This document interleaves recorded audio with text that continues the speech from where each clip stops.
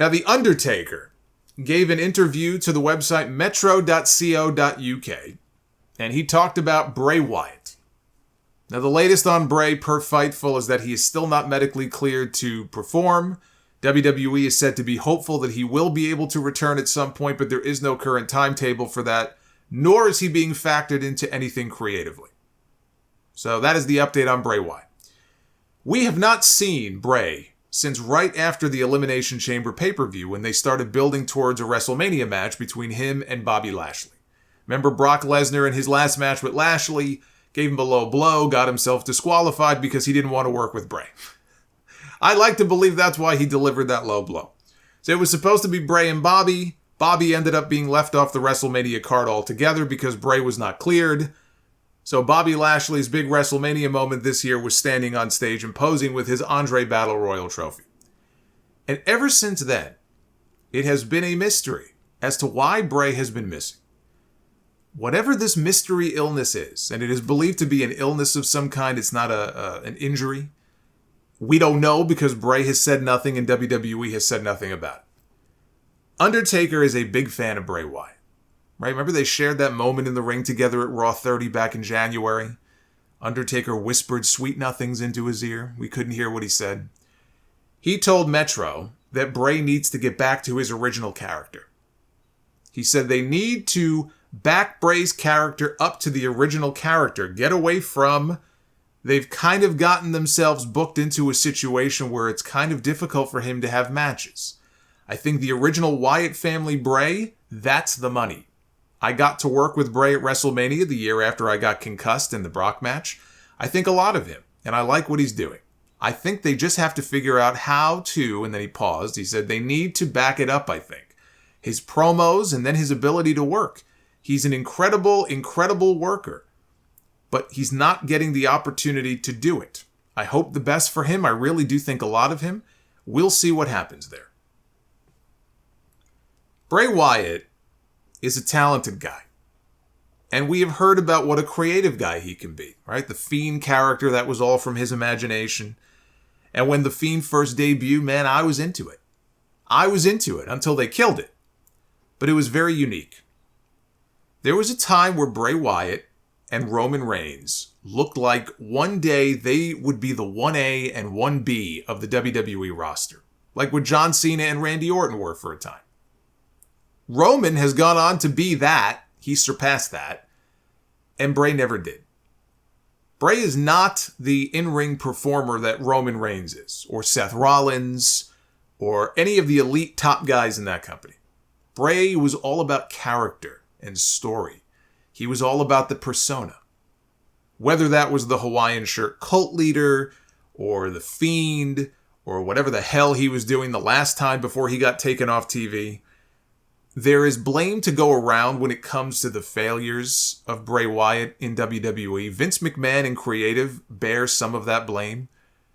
I think going all the way back to 2014 when he lost to John Cena at WrestleMania 30, that was a mistake. And all the times he would cut these dark, spooky promos talking a big fight, only to go in there and lose. That's why I came up with the Eater of Pins nickname for him. Or when they had Goldberg squash the Fiend in 3 minutes in Saudi Arabia. I thought it was 5 minutes. I went back to check just to make sure. 3 minutes. Pinned. Done. In Saudi Arabia. There were plenty of mistakes that were made with a man who some thought, I remember reading this, that he could be this generation's version of The Undertaker if WWE booked him right. So since we're talking about Undertaker here and how much he loves Bray, that he could have been what Taker used to be, which is the dark character with magical powers where you really have to suspend your disbelief. But he's over, he's popular, and you treat him like a special attraction. After they beat Bray so many times, he was never going to be that. And maybe he just would not have been able to live up to that label. It was probably very unfair for people to even compare him to The Undertaker because those are big boots to fill. But some of that is also on Bray Wyatt. You know, we hear a lot about how creative he is and all these ideas that he has in his mind, how he thinks about things differently. You know, that could be a good thing and that could also be a very bad thing. And there has been some bad television involving Bray Wyatt. Even this latest turn, it got so repetitive with his segments. I thought I was watching a replay on some weeks. I go, when are they going to move this story forward? The White Rabbit stuff was great. And his return had all of this buzz and attention. The new entrance, the new music, was all great. And I thought it was cool how those first few promos back, he was just being himself. For the first time, we got to see the real Bray Wyatt, right? He said that in one of his promos. And then they introduced the Uncle Howdy stuff, and we had the Pitch Black match, and it's just like, there's no way Triple H is coming up with this stuff. There's no way Vince McMahon is coming up with this stuff. So at what point do you start to point the finger at Bray Wyatt? You know, it didn't help that he came back in October and he didn't wrestle a match until January, if you could even call that a match. And that's it. That's all we got. I know he worked some house show matches against Jinder Mahal and against LA Knight, but on television, he worked one match that entire time. If there was an injury reason for it, we were never told. I'm not saying I need to see Bray Wyatt in the ring on TV every week. If they want to keep him special, that's fine. But it was just a lot of hokey nonsense that just dragged on and on and on, and it never went anywhere. And then he just disappeared. Now, the idea that he should go back to the Hawaiian shirt, you know, Wyatt Family Bray has already said he doesn't want to do that because he feels like it would be disrespectful to his best friend, Brody Lee, because he's no longer with us. Without Luke Harper, he said it's just not the same. He feels it would be disrespectful to him. That's what he told Ryan Satin in January. So we're not going to get back the Wyatt Family Hawaiian shirt Bray. That version of Bray Wyatt is dead.